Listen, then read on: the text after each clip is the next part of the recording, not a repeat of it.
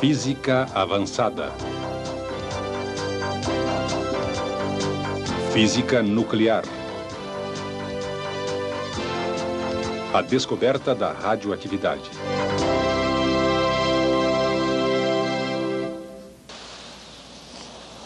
Do que você se lembra quando ouve as palavras radiação nuclear? Da bomba? Ou de nuvens em forma de cogumelo? Talvez tenha visões de lixo nuclear destruindo o ambiente por vários séculos. Você já notou que a radiação nuclear faz parte da experiência humana desde o início dos tempos? As pessoas não percebiam porque os nossos sentidos não conseguem detectar a radiação nuclear. Se de alguma forma pudessem modificar a sensibilidade dos olhos, perceberiam que ela era emitida por certos tipos de rochas e até certo ponto por todos os seres vivos, incluindo o homem. Foi em meados do século XIX que uma série de eventos revelou ao homem que a radiação existe. Michael Faraday fez experiências com um tubo de vidro contendo eletrodos, ligado a uma fonte de alta tensão.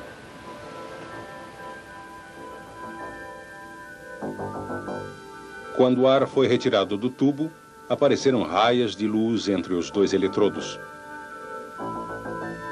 Outros cientistas verificaram que quanto mais ar era retirado do tubo, mais se alterava o padrão.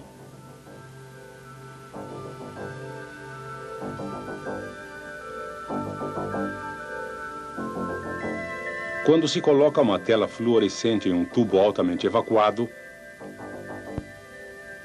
uma linha brilhante na tela sugere que alguma coisa está se movendo entre o cátodo e o anodo. Essas coisas misteriosas foram denominadas raios catódicos. Outras experiências mostraram que campos elétricos podem defletir os raios catódicos. As experiências revelaram que um campo magnético também pode refletir os raios. Essas observações sugeriram que os raios catódicos são partículas carregadas negativamente. Quando Wilhelm Röntgen começou a estudar esses raios, fez uma descoberta extraordinária. Ele estava fazendo experiências com um tubo de raios catódicos altamente evacuado e coberto com papel opaco. Por acaso, perto do aparelho havia um papel tratado quimicamente. Quando o tubo de raios catódicos foi ligado, o papel começou a brilhar. Mas o brilho desaparecia assim que o tubo era desligado. Röntgen concluiu que raios misteriosos estavam sendo emitidos pelo tubo de raios catódicos. Ele os chamou de raios X. Logo, os profissionais da saúde começaram a usar esses raios. Eles conseguiam penetrar materiais opacos, como papel preto ou tecidos do corpo. Os raios-x também podiam expor chapas fotográficas, que eram então reveladas para produzir uma imagem. Raios-x não são semelhantes a raios catódicos. Um campo elétrico não os deflete, nem um campo magnético. Isso sugere que os raios-x não são partículas carregadas. Apesar de serem diferentes, os raios-x e os raios catódicos têm algo em comum. Ambos são uma forma da ainda inexplicada e misteriosa radiação nuclear. Foi Henri Becquerel, ao expor os raios-x, quem descobriu a radiação nuclear. Quando colocadas sob a luz do Sol, algumas substâncias são fluorescentes e emitem luz visível. Talvez emitam raio-x, pensou Becquerel. Testando sua hipótese, usou chapas fotográficas cobertas com papel opaco para impedir que elas fossem expostas à luz do sol. Colocou um composto químico fluorescente no papel. Por causa do papel opaco, quando a chapa fotográfica foi revelada, não houve qualquer exposição à luz do sol. Assim, qualquer exposição na chapa seria prova de que os raios-x tinham penetrado o papel. Durante o mês inteiro, Becquerel não encontrou produto químico fluorescente que conseguisse expor a chapa fotográfica. Então testou sulfato de potássio uranila. Dessa vez, após seguir seu procedimento normal, Becquerel observou que a chapa fotográfica estava ligeiramente exposta. A radiação vinha mesmo do sulfato de potássio uranila ou de algum outro lugar? Colocou então um objeto entre a amostra e a chapa fotográfica.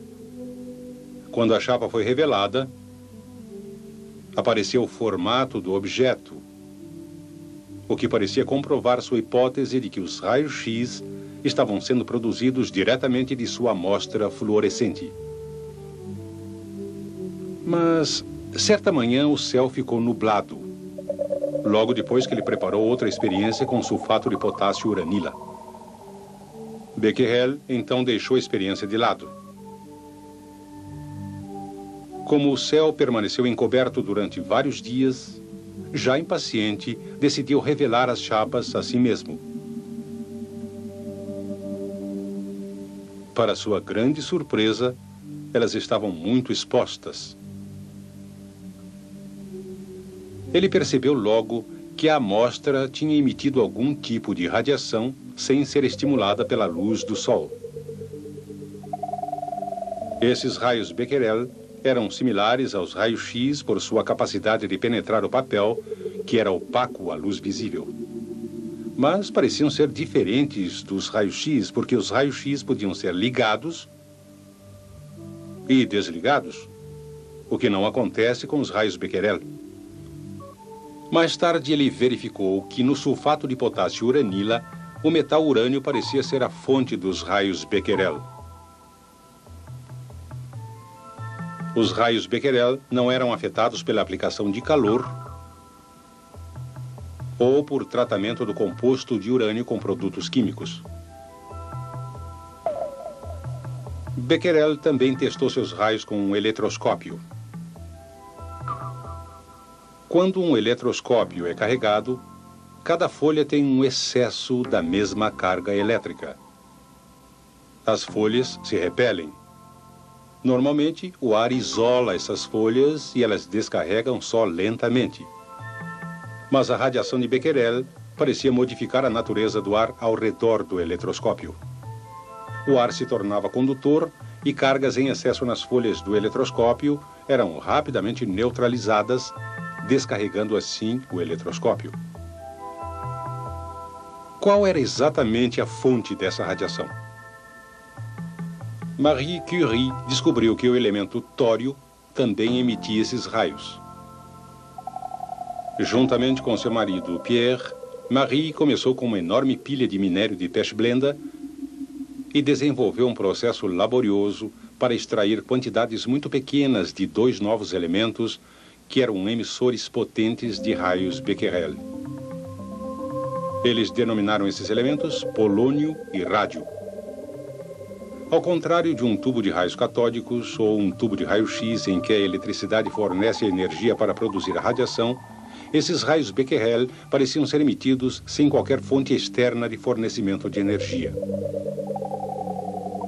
Foi Marie Curie quem inventou a palavra radioatividade para descrever o processo em que substâncias produzem radiação espontaneamente. Outros logo se juntaram a Becquerel e aos Curies. Passaram todos a pesquisar e descobrir a fonte dessa radioatividade, o núcleo do átomo.